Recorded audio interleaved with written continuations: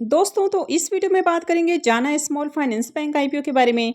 तो जानेंगे कि इसका बिजनेस कैसा है, इसके फाइनेंशियल कैसे हैं, ग्रे मार्केट में इसकी डिमांड कैसी देखने को मिल रही है और ये मेन बोर्ड आईपीओ होने वाला है। तो चलिए जानते हैं कि इस आईपीओ में आगे अप्लाई करना है या फिर नहीं करना है। अगर अप्लाई करते हैं तो इस आईपीओ से कितना प्रॉफिट हो सकता है। तो इससे पहले कि मैं वीडियो को शुरू करूँ, अगर आप इस चैनल पर पहली बार विजिट कर रहे हैं या फिर आपने चैनल अब तक सब्सक्राइब नहीं किया है तो चैनल को सब्सक्राइब कर लें और साथ में वीडियो को भी लाइक कर दें। तो सबसे पहले इस आईपीओ के डिटेल्स की बात करें तो आईपीओ 7 फरवरी से ओपन होने वाला है और ये 9 फरवरी को क्लोज हो जाएगा। फेस वैल्यू 10 रुपये पर शेयर है और बुकिंग प्राइस 414 रुपये होने वाला है। आईपीओ में 36 शेयर्स का लॉट होने वाला है। आईपीओ के इशू साइज को देखें तो आईपीओ 570 करोड़ रुपए का रहेगा, यानी कि ये भी बहुत बड़ा आईपीओ नहीं होने वाला है। यहाँ पर 462 करोड़ रुपए के फ्रेश इशू होने वाले हैं और 108 करोड़ रुपए का ऑफर फॉर सेल रहेगा और ये मेन बोर्ड आईपीओ है। तो कंपनी बीएससी और एनएससी पे लिस्ट होगी। इस आईपीओ में रिजर्वेशन पोर्शन को देखें तो इस आईपीओ में क्यूआईबीज के लिए 50% का पोर्शन है, रिटेलर्स के लिए 35% और एचएनआईज के लिए 15% का पोर्शन दिया गया है। जाना स्मॉल फाइनेंस बैंक के बिजनेस के बारे में बात करें तो ये जुलाई 2006 में इनकॉर्पोरेट हुई है और ये भी एक नॉन बैंकिंग फाइनेंस कंपनी ही देखने को मिल रही है। यानी कि यहाँ पर ये जो नॉन बैंकिंग फाइनेंस कंपनी आपको देखने को मिलती है तो ये डिपॉजिट नहीं लेती है बल्कि ये लोन देने का काम करती है। तो अगर इनके भी बिजनेस को देखें तो ये एमएसएमई लोन देती है। इसके अलावा affordable housing loan, term loan to NBFC, fixed deposit के अगेंस्ट में लोन देती है, टू व्हीलर लोन देती है और साथ ही गोल्ड लोन भी देती हुई देखने को मिलती है।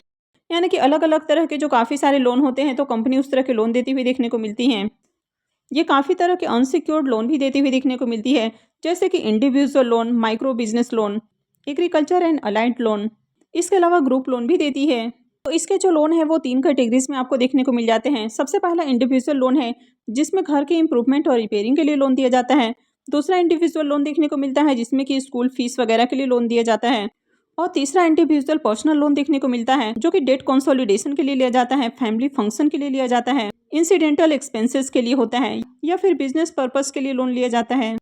कंपनी मोबाइल और इंटरनेट बैंकिंग के जरिए भी अपने रिटेल और कॉर्पोरेट क्लाइंट को डिजिटल प्रोडक्ट और सर्विसेज ऑफर करती हुई देखने को मिलती है। तो 31 मार्च 2021 से 31 मार्च 2023 के पीरियड में देखें तो इनका जो लोन है वो 50,760 मिलियन से वो 99,047 मिलियन हो चुका है। तो यहाँ पर अगर इनके CAGR ग्रोथ को देखें तो 39.69% की ग्रोथ देखने को मिल रही है। और 31 मार्च 2023 तक की बात करें तो जाना स्मॉल फाइनेंस बैंक की 754 बैंकिंग आउटलेट्स देखने को मिल जाते हैं, जो कि इंडिया के 22 स्टेट और 2 यूनियन टेरिटरीज में देखने को मिल जाती हैं। इसमें से 272 इनके अनबैंक्ड रूरल सेंटर्स हैं। तो इसकी जो प्रेजेंस है वो आपको पैन इंडिया में देखने को मिल जाती है। तो 2008 से देखें तो कंपनी अब तक 12 मिलियन कस्टमर्स को अपने सर्विस ऑफर कर चुकी है।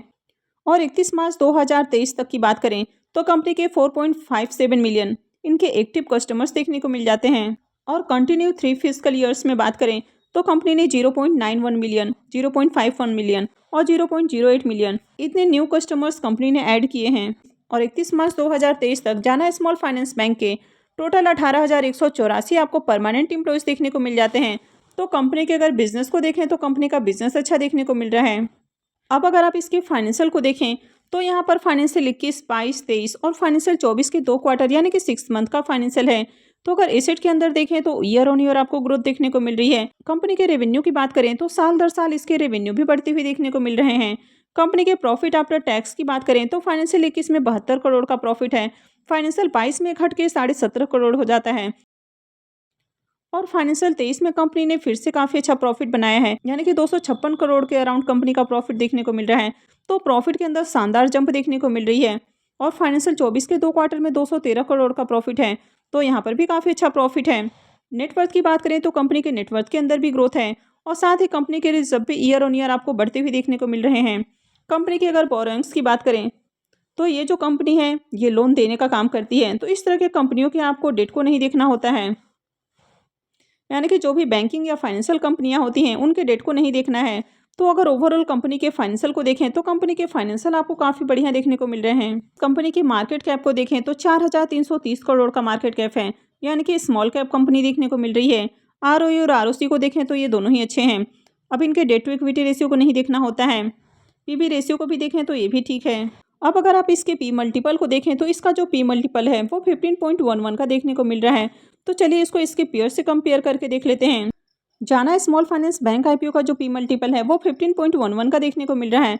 एयू स्मॉल फाइनेंस बैंक का 35.47, सूर्योदय का 24.21, क्रेडिट एक्सेस 32.66 और स्पंदन स्फूर्ति का 665, बंधन बैंक का 16.87, उज्जीवन फाइनेंशियल सर्विसेज का 10.15, इक्विटास स्मॉल फाइनेंस बैंक का 24.21 और फ्यूजन माइक्रो फाइनेंस बैंक और उत्कर्ष स्मॉल फाइनेंस बैंक के अगर पी मल्टीपल को देखें तो ये 14 और यहाँ पर 13 का देखने को मिल रहा है।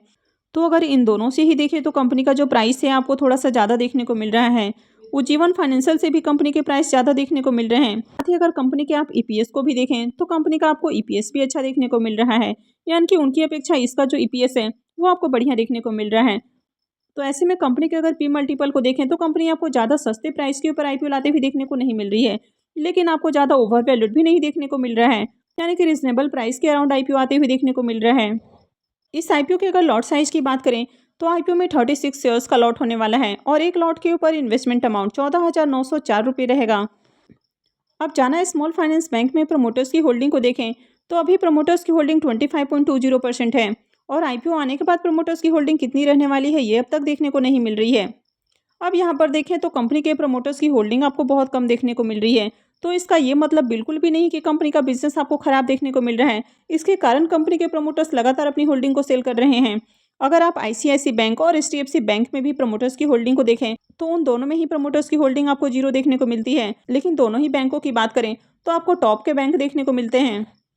अब ये जो आईपीओ है ये 7 फरवरी यानी कि वेडनेसडे से ओपन होने वाला है और ये 9 फरवरी को क्लोज हो जाएगा। आईपीओ का अलॉटमेंट डेट 12 फरवरी होने वाला है, रिफंड डेट 13 फरवरी रहेगा, क्रेडिट डेट भी 13 फरवरी होने वाला है और आईपीओ की लिस्टिंग 14 फरवरी को होगी। तो चलिए अब इसके प्रीमियम को भी देख लेते हैं। जाना स्मॉल फाइनेंस बैंक आईपीओ के अगर प्रीमियम को देखें तो कल इसका प्रीमियम 88 रुपीज़ के ऊपर ओपन होते हुए देखने को मिला और देखते ही देखते ये 108 रुपये के ऊपर जा पहुंचा, यानी कि यहाँ पर भी काफ़ी अच्छी डिमांड आपको देखने को मिली। आईपीओ में अगर लॉट साइज की बात करें तो 36 शेयर्स का लॉट है और अभी इसका प्रीमियम 108 के ऊपर देखने को मिल रहा है। इसका मतलब है कि आईपीओ से 3,888 रुपये एक लॉट से प्रॉफिट बन सकता है। अगर इसके प्रीमियम को भी देखें तो इसका प्रीमियम 26% के ऊपर आपको देखने को मिल रहा है। तो इसके प्रीमियम को देखें तो इसका प्रीमियम भी आपको अट्रैक्टिव प्राइस के ऊपर देखने को मिल रहा है। कंपनी के मार्केट कैप को देखें तो 4,000 करोड़ से ज़्यादा का मार्केट कैप देखने को मिल रहा है। तो ऐसे में आईपीओ का एंकर इस बढ़िया आते हुए देखने को मिल सकता है। तो 6 फरवरी को ये आईपीओ एंकर इन्वेस्टर्स के लिए ओपन हो जाएगा। तो अगर आगे एंकर इस बढ़िया आते हुए देखने को मिलता है तो यहाँ पर आगे और अच्छी डिमांड आ सकती है। तो अगर इनके बिजनेस की बात करें या इनके फाइनेंशियल की बात करें ये दोनों ही काफ़ी अट्रैक्टिव देखने को मिल रहे हैं और ग्रे मार्केट के अंदर भी इसमें डिमांड आपको आती हुई देखने को मिल रही है। तो ऐसे में इस आईपीओ में आगे टारगेट किया जा सकता है। तो आई होप कि आपको वीडियो अच्छी लगी होगी। तो अगर आपने वीडियो को अब तक लाइक नहीं किया है तो वीडियो को लाइक कर दें और साथ में चैनल भी सब्सक्राइब कर लें और वीडियो को अंत तक देखने के लिए आप सबका बहुत बहुत धन्यवाद।